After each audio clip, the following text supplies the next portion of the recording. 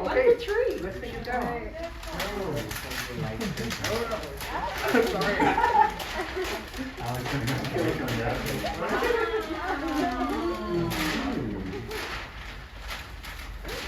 What is that? Very small. What do you do with it? You can keep it home and put it here. Sure. Yep. You can do that. So if you have a look, it's a clear reminder. Oh, you can't stick stuff on that wall. And then when you oh my gosh, you were just gonna undo that little event I had up there. You know? Sorry, Christian. Stick it on the whiteboard. Or you could just leave it on the floor. To be honest, it's okay. We're kind of short on time here. Okay. My goodness.